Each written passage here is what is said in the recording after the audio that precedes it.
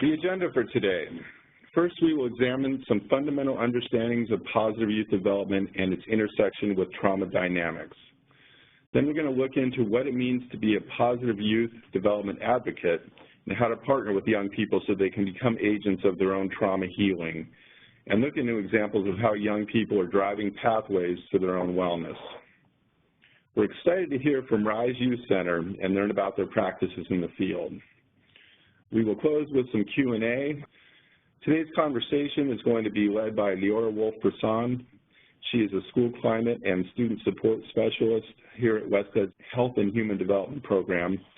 Leora has years of experience working with youth in a variety of roles: teacher, coach, advocate, organizer, co-researcher, and considers herself happiest in the company of teens manifesting their own development, determination, and actualization. Our practitioner spotlight features Rise Youth Center, based out of Richmond, California, and Rise's mission statement says it all: to create safe spaces grounded in social justice that build youth power for young people to love, learn, educate, heal, and transform lives and communities. Two of their staff, Brian Villa and Abbas Khalid, will be presenting their youth organizing and meeting work around trauma and healing. So with that said, I am going to get us started. All right. Good morning, everyone, and thank you, Jeff. We're so happy to have you here as part of the second part of the series.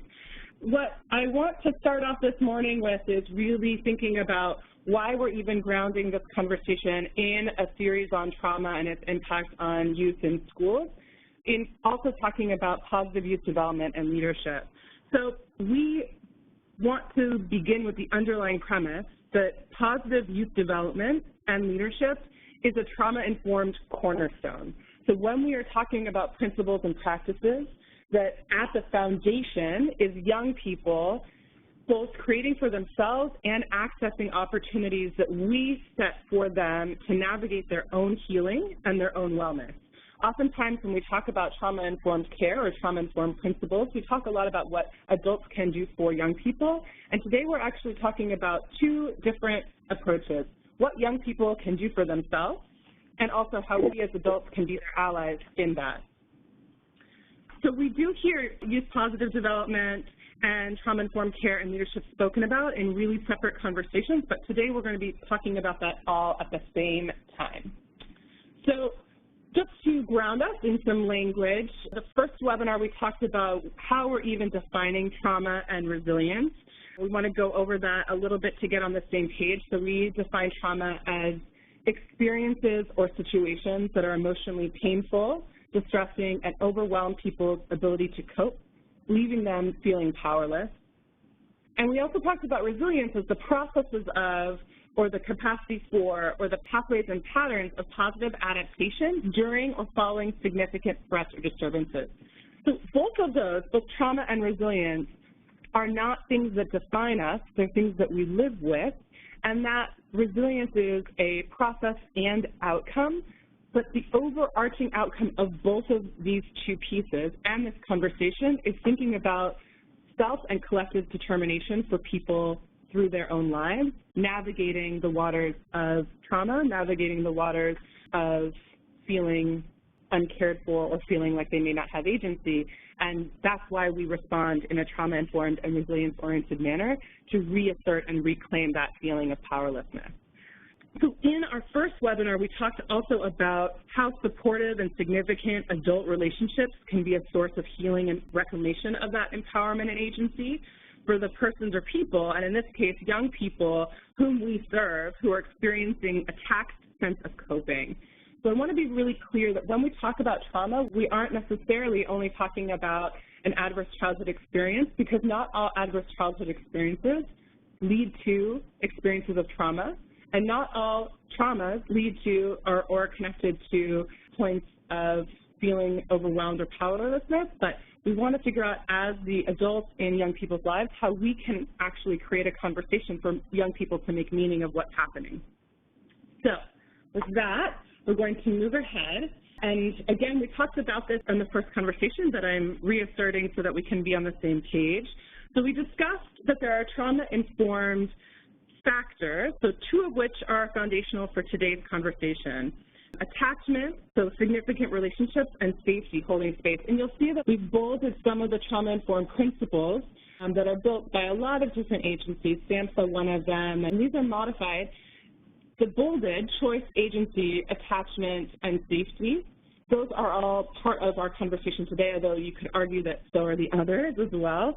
And as we discussed, that trauma-informed principles are in direct response to what one person or a collective people feel a lack of when experiencing trauma.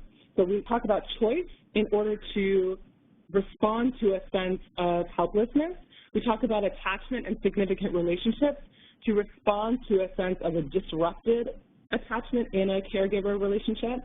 And we talk about safety and holding space, listening and hearing in response to feeling powerless, unseen, unheard, and disenfranchised. I want to mention, especially for the conversation about working with young people navigating their own wellness, that even the conversation and construct of safety, which we use a lot in our conversations in classrooms and in meetings, that safety can actually mean very different things depending on where you are. Safety is also contextual. And there's actually the Los Angeles Violence Prevention Coalition really does a beautiful job advocating for talking about the competing frameworks of safety. Young people might have a very different definition and in response to creating safety in the context of their own communities versus how we're defining safety when they enter, quote unquote, our space. And so it's also necessary to unpack what those tension points might be. I want to point to the left, the realms of trauma-informed care, that just as we talk about relationships living in a self, services, structures, and systems concentric circle frame, that we also talk about that happening in terms of trauma-informed care practices. What are we doing in our own work with our own self? What are we doing when we think about how services are constructed, delivered, and received? How are services structured? What are the both institutional structures that both create compounded senses of trauma when the systems themselves actually exacerbate a sense of trauma for those seeking help and support? Then we also want to have this conversation at the systems level because we don't exist in isolation. We exist in a larger context that has created both historic, intergenerational, and context of trauma and a sense of powerlessness. I want to acknowledge that these same realms can be framed for resilience. We talk about resilience at the self, resilience in services, resilience in structures, and systems. So, with that said, I am going to move us into also talking about positive youth development. And there are a lot of different frameworks for positive youth development, mainly that positive youth development operates from a strengths-based approach, that we are operating under the assumption that not only ourselves, but the young people that we work with have the answers to their own challenges. And it's our job to be the constructive conversation points to support them to navigate the own context of their lives. And the other piece about positive youth development is that it's a framework that doesn't just address young people who are living with trauma. It's a universal framework. So all young people should, can, and do have the opportunity to develop in a positive, healthy, structured way. And so that's why we use this framework. The Movement Strategy Center offers that in order to do anything that is foundationally pointed towards positive youth development, that there are these 6 points that will get us there, both in the self, services, structures, and systems way. When we focus on sustainability, when we focus on counseling and ongoing support, when we focus on academic support because that touches upon that trauma-informed principle of competence and mastery. We focus on internal structures to provide services and healing. That our services, structures, and systems are population-specific and culturally relevant. So we know that trauma and resilience are both contextual, deeply contextual. And the last is that services, systems, and structures are explicitly, not implicitly, but explicitly designed to address emotional healing that respond to pains and legacies of historical and systemic oppression. What really is at the center of what we're talking about? We're really talking about a sense of agency and empowerment for students. I'm using the word students, but we can also say young people. And there's a lot of conversation in the ally world around using the word young people, youth, instead of students. So at the center of it all, we're talking about the systemic establishment of agency and empowerment for all students so that they have the efficacy and opportunity to navigate the waters of their own lives in an environment that fosters healing, is relationship-based, and ultimately creates pathways that manifest the vision for them and their families' transformations. So I've included 2 quotes that I keep close to my own practice, and I want to call attention to the second quote, which is from Healing Centered Youth Organizing from the Urban Peace Movement, that really also talks about problematizing our use of the word risk and youth who are at risk. Because as we know from a positive youth development framework, that we actually need risk in order to grow, in order for our sense of self, in order for our learning to develop. And so Nicole Lee actually offers us 2 different types of risk-taking, destructive risk-taking and nurtured risk-taking. And today that's really the second is what we want to talk about. What does it look like to create spaces of nurtured risk-taking? I'm going to move into the second piece of this conversation today, which is how then we as adults who have power in fostering these environments for young people to navigate their trauma and resilience, how do we serve as meaning-making partners? And you'll see that at the bottom I've included one of my favorite quotes around what does it look like to be an advocate or an ally. The idea that it means that you move into discomfort so that I can move out of pain and we can meet in the middle. It requires movement on both ends, both from the person seeking support and the supporter, in order to find a space of mutual collaboration and interdependency. And that actually means that there's truth in that for some of us it requires moving into discomfort.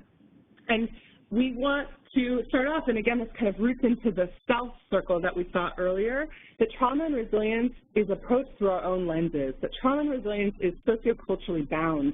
So how I might define what it looks like to feel trauma or what does it look like to be resilient comes from my own lived experience. And if I, as an adult ally, don't check what my own definitions are, I might be working with young people with a story already told around what they should do or what they should be feeling.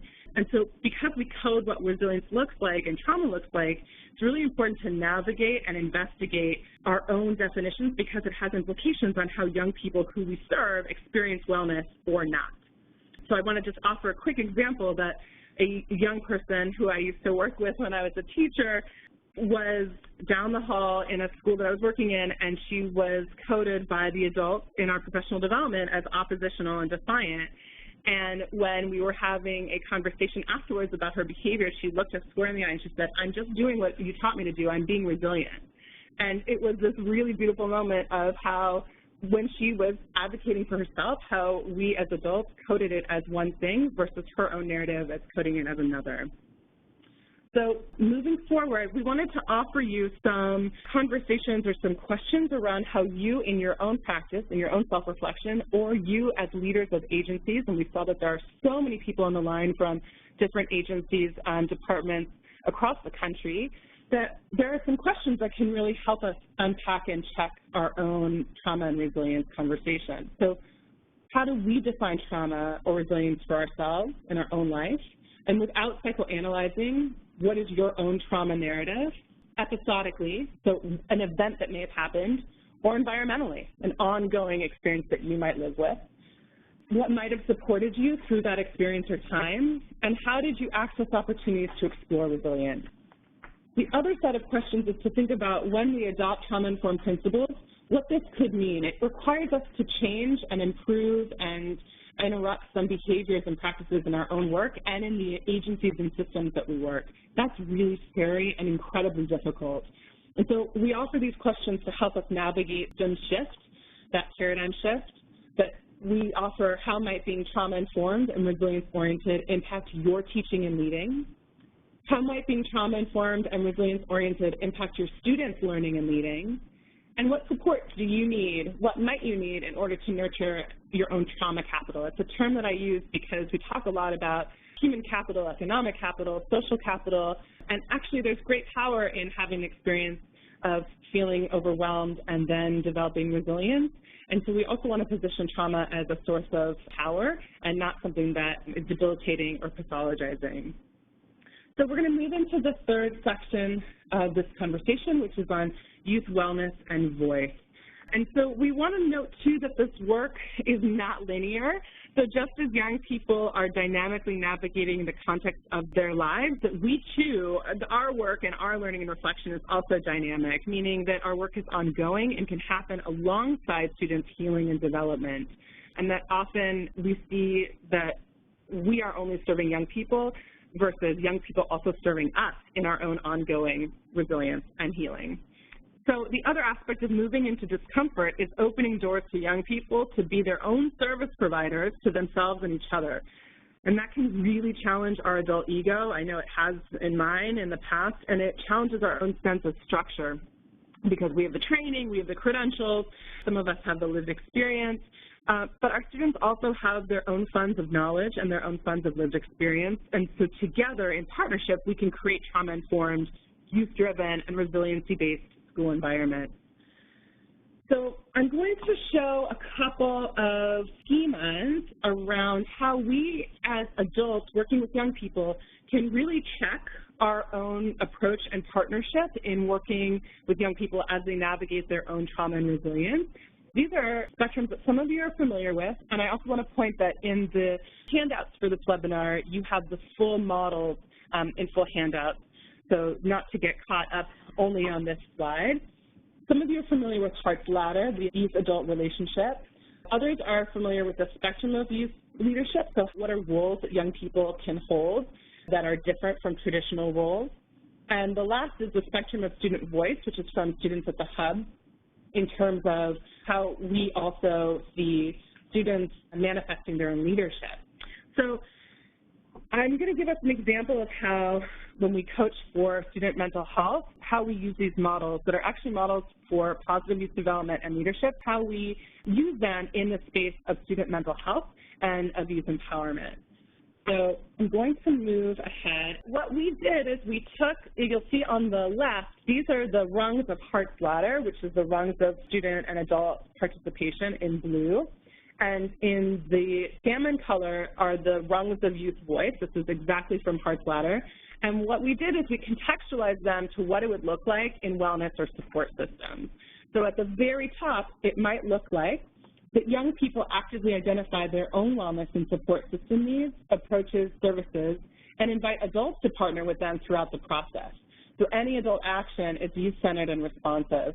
And I'm going to read the top of the rung because as I move forward, I want to underscore that there's also the second half, which is what does it look like when young people are non-participants, when they're manipulated or tokenized, and in the mental health and wellness world, what does that actually look like when we don't get consent for young people in how they're accessing their services and systems for their own healing?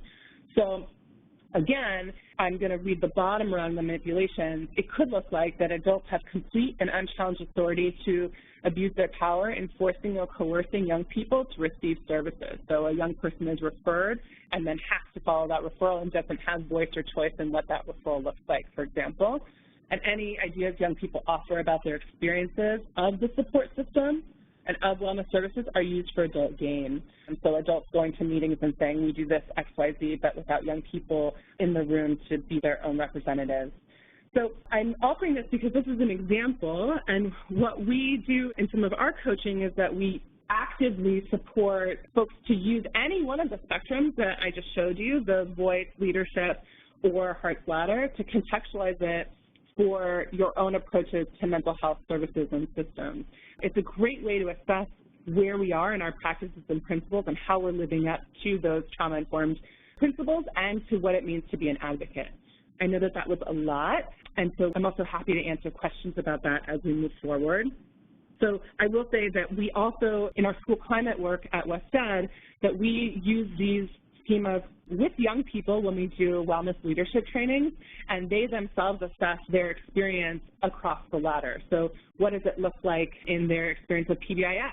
What does it look like in their experience of receiving services and receiving opportunities to explore their lived experiences? So I'm going to, again, move actually into some concrete examples of what this can look like, because I know it's been a lot of theory. So we do have youth wellness leadership workshops here at WestEd, which are founded in the outcome to provide young people and their adult allies time to assess, create practices and policies for healthy, positive development and trauma healing. And so that's part of one of the examples that I included on the screen. And so you'll see that we've sourced some examples. We want to ask you to put some of your own in the chat box. So those of you who are doing incredible leadership and youth partnerships, if you wanted to source some of your own examples of how you are helping and creating opportunities for young people to be the leaders of their own wellness, please put that in the chat box. So it can look like really different levels of change, right? So at the top, we have the Compton lawsuit that's happening right now in Compton Unified, where young people are suing a school district to have meaningful access to their learning. That's a pretty different and direct way for young people to have voice and choice in their agency of their healing. I'm also calling up the organization Educators for Fair Consideration, which is a Bay Area-based organization supporting undocumented youth in their access to college and graduation, so access and success. And most of the programs at this point for Educators for Fair Consideration are run by young people themselves. So they're working in partnership with their own peers and allied educators. In Oakland, the program Teens on Target, run by Youth Alive, so young people mentor, teach, and organize through peer-to-peer work on preventing their and healing experiences directly due to gun violence. There's also the ongoing structures like advisory programs that have been going on for many, many, many years that position students at the center of their own experiences. Some have practices like student-led conferences. I'm sure that a lot of you are familiar with that. We're going to hear later from RISE around instructional practices. This is where curriculum and instruction comes into partnership, like youth and community participatory action research. This links back to the slide earlier that showed the different ways in which young people are arriving at their leadership. One is to be a researcher. And we also know that a lot of you are leading work towards young people leading restorative circles in schools, so not adults leading them for them, but young people peer mediating and leading restorative practices in schools. And as I mentioned, the Youth Wellness Summits that we have at WestEd, where we actually have adults and young people learning together in the morning, separate. Adults do work around what does it mean to be an ally, separate. Young people do work around what does it mean to be a wellness leader, and then we come back together in the afternoon in action plan. I want to call in some of the examples that you are putting in the chat box. So you have a 6th grade peer leader program, which is phenomenal because we know that the only person that young people listen to the most is their peers. So peer leadership and mentorship is a really beautiful practice. I also see that there's a squad, a peer-led squad for suicide prevention, which is really important.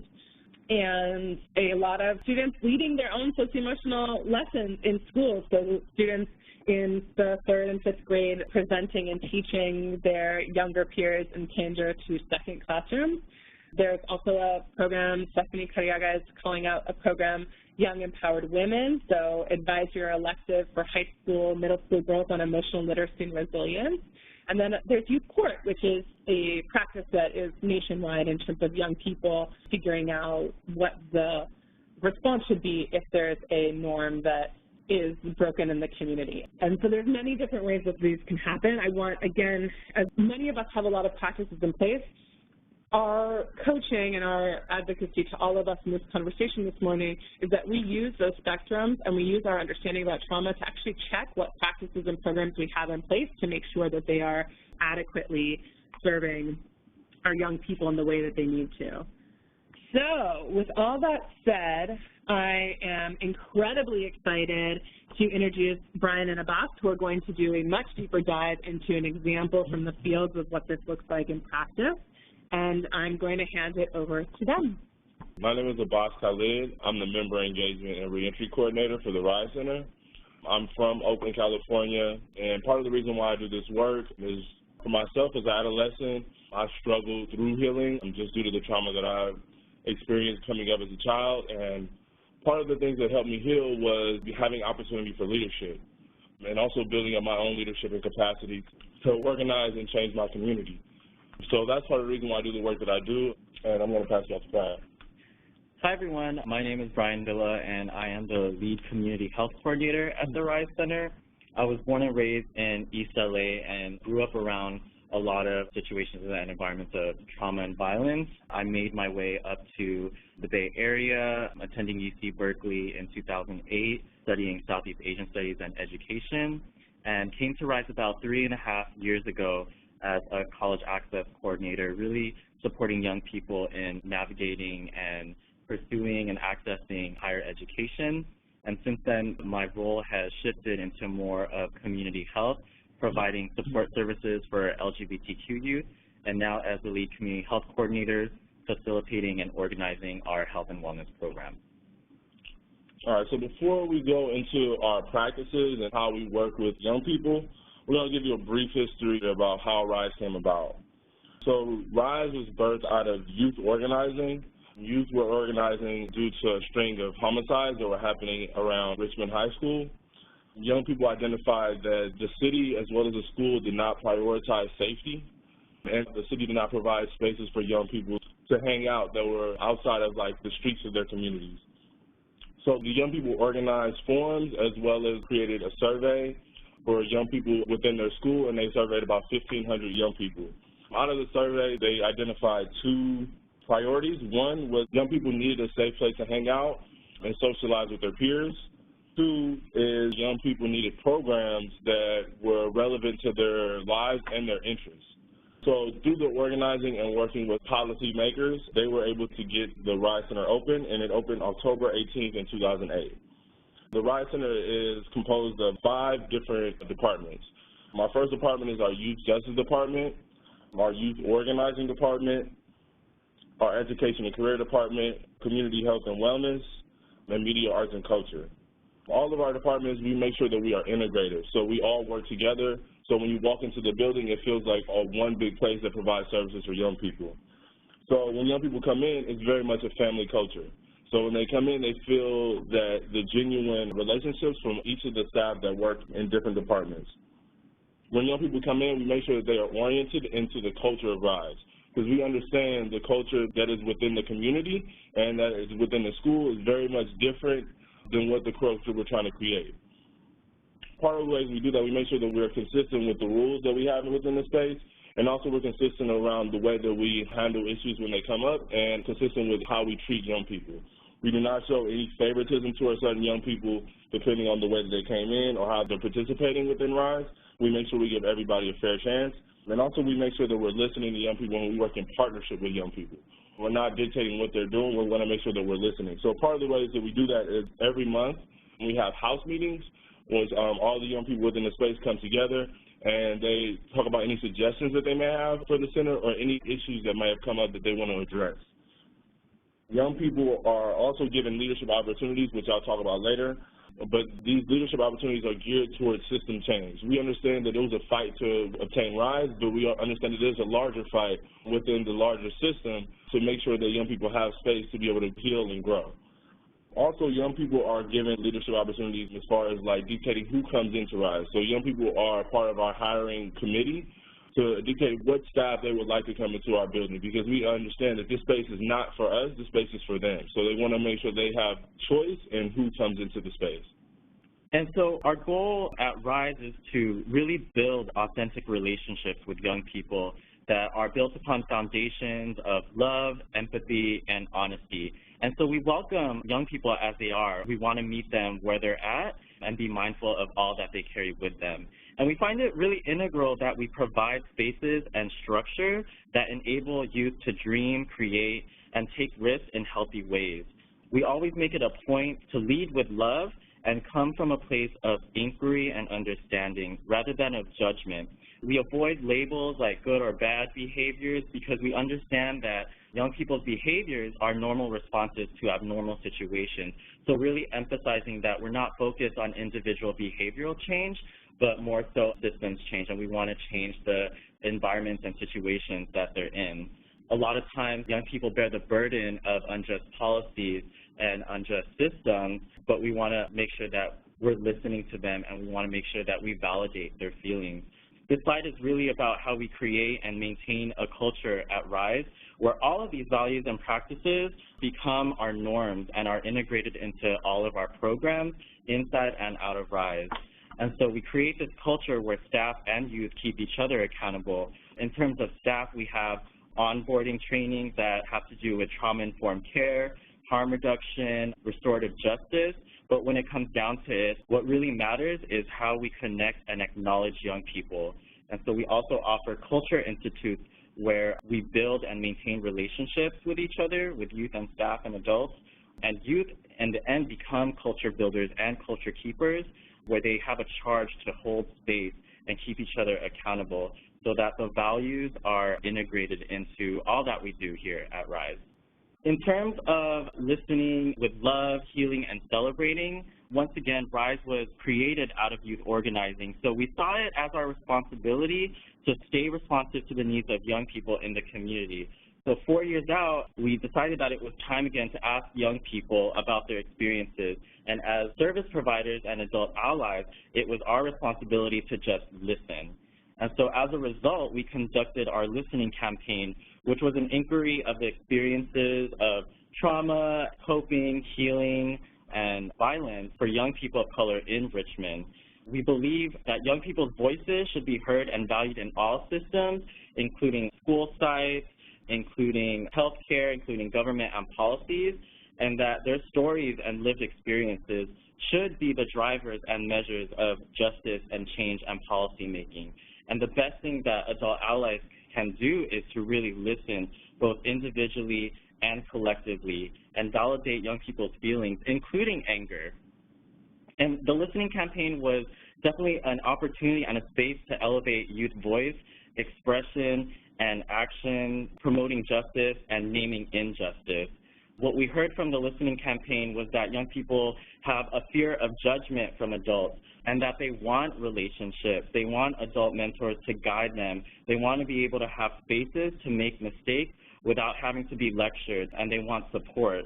There's tremendous amount of stress that our young people are living with in the community, and one of the quotes that we got from the listening campaign was that they were living with violence as if it were their sibling.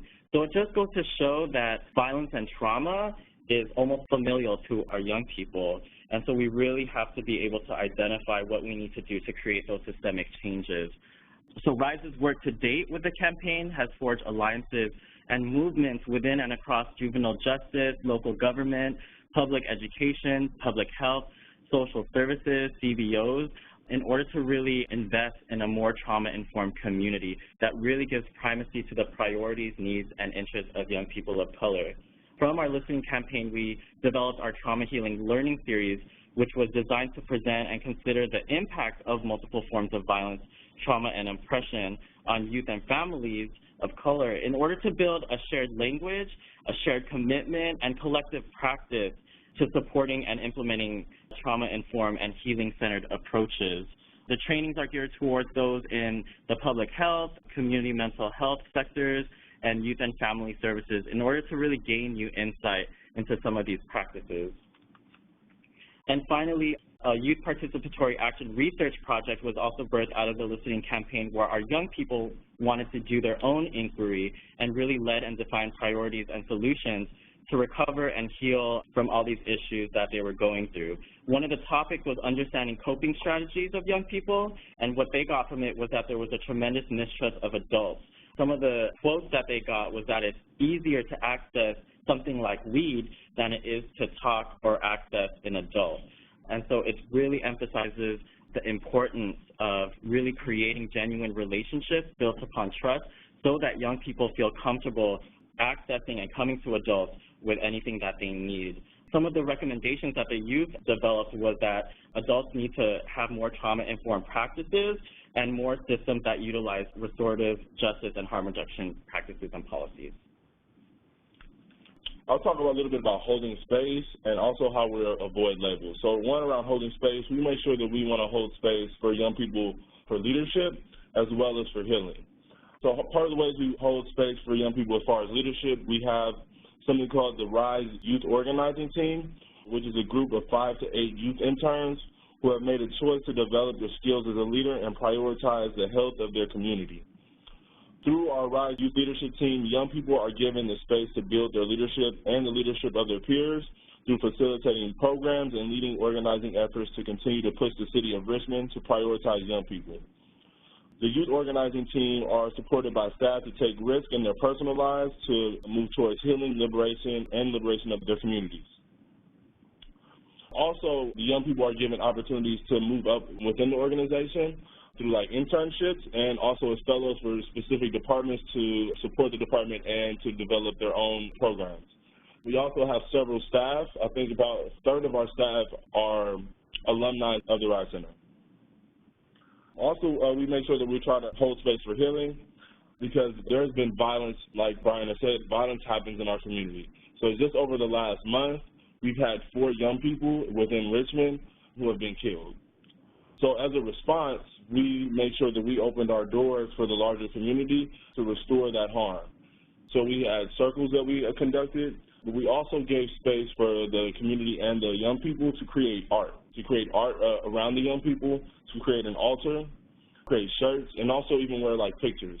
And it was just more for them the symbolism of healing, you know, and really making sure that we're listening to how they would like to heal. Lastly, we try to make sure that we're avoiding labels. So I work with young people who are high risk or currently detained in juvenile halls. So I ensure that we provide services pre and post-release to support their successful reentry into the community. Most of these young people have consistently been labeled as troublemakers by their teachers, peers, and by the system. We ensure the RISE community avoids labeling these young people who need more support. Youth justice staff will provide intensive case management to support the young people in implementing their plan and link them to necessary supports, including educational, health, housing, and legal, provided on-site or by a partner organization. That was an incredible, brief, and powerful insight into the work of RISE, and we're really grateful to Brian and Abbas for being here. We wanted to open it to questions, so we've got a couple of questions that already came up in the chat box. So the first question that we want to ask Brian and Abbas is how RISE interacts with schools. How do you partner with schools, kind of like in terms of creating referral systems or offering workshops in schools, and what does your work in schools look like? I have a perfect example of that. Like right after this call, I'll be heading over to Crespi Middle School, which is a middle school within the Contra Costa County, and I go into the school to provide young men's group. So the school contacted us and was mentioning that they were having some troubles dealing with young people who were very much like affected by trauma, and these kids were a lot of times being sent out for willful defiance. And they were trying to figure out what are some other ways of dealing or really supporting these young people, because the teachers themselves were having a hard time of managing the classroom as well as managing the trauma that these young people were facing. So they contacted us to really be able to do an intense young men's group as well as a sister circle to develop their skills with coping as well as their way of communicating with their peers and just their development. Yeah, and going off of what Abbas said, all of our program departments really try to form relationships with each of the school sites and the school district. Our education and career program is doing college access work in the different school sites. Our community health program really connects with the school-based health centers in providing services and support groups. We're connected with our media arts and culture program doing spoken word and healing workshops. And we make it a point to really engage ourselves with the school sites and with administration and teachers. And every year before the school year starts, I know that a lot of schools like really refer and recommend that new teachers come and get a tour of RISE and see what we have available. I know when I'm at the school sites, I really push school counselors, both in the clinical side and the academic side, to really see what we're all about. So we're not just this kind of abstract idea, but they really have a sense of what we offer and that they're able to make appropriate referrals. We have another question about what can folks do if they wanted to start a RISE-like approach in their own communities. What would you suggest their first step be? I would propose the first step would be kind of our first step. But what we did is really having like a needs assessment. So assessing what are the needs within your community, and then taking it from there about creating a plan for the community, about what would they want their center to look like, what services would they want them to provide, and what is the culture that you would want to create within the center. Yeah, like for the survey that we conducted way back in 2000, the needs assessment, we asked young people what they wanted, and it was really interesting to see that almost across the board, the number one thing that young people prioritized was that they wanted to receive mental health services. That was the number one choice, and it wasn't like, oh yeah, we need like, you know, a basketball court, this. They specifically identified mental health services and just a space where they can be themselves.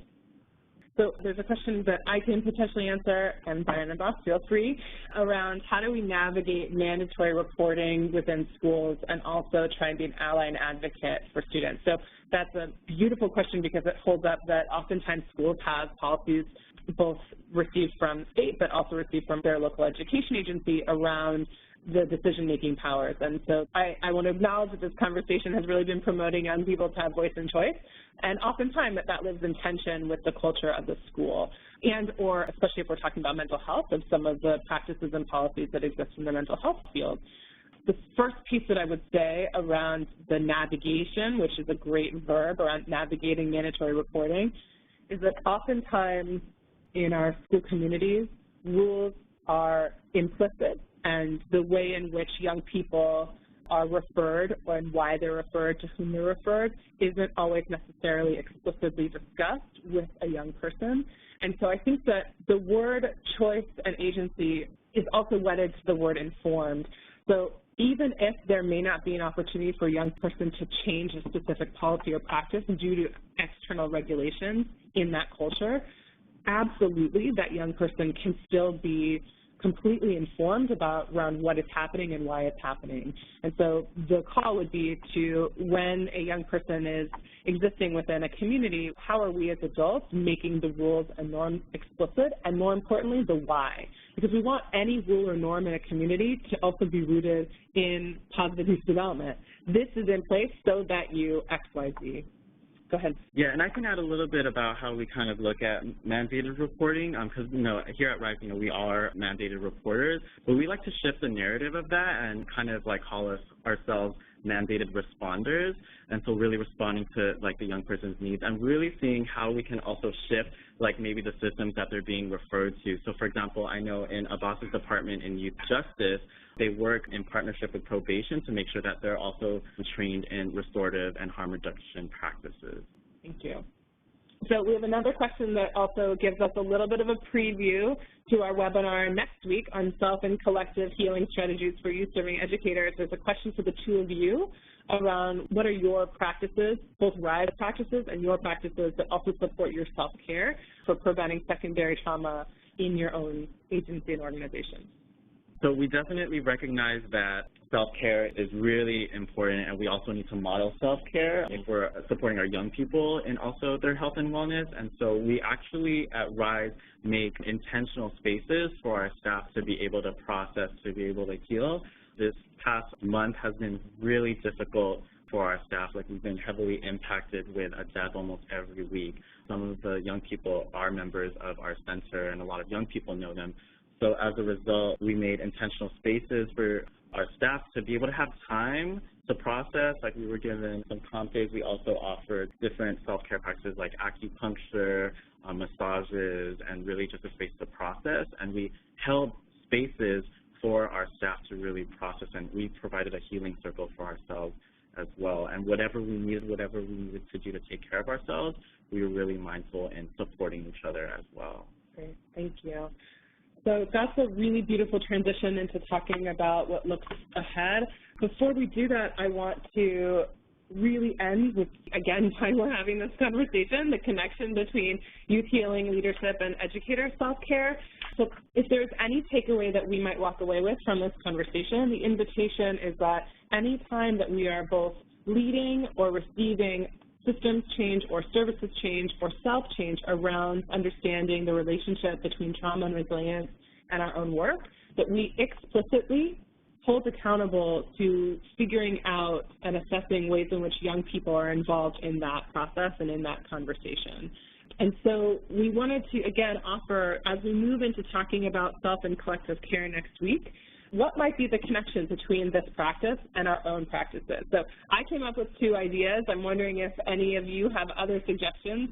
For me, I know that youth leading their own healing is explicitly tied to my own self-care, in that preparing to support our work for youth living with chronic trauma, that it also really calls into the conversation around equity, because then I need to make sure that the systems and services that I'm providing are responsive, contextual, and equitable for all people accessing that. And that, to me, is a practice of collective care. And then it also prevents me, as Brian was saying, from experiencing secondary traumatic stress or burnout, because oftentimes our healing is interdependent to the healing of young people.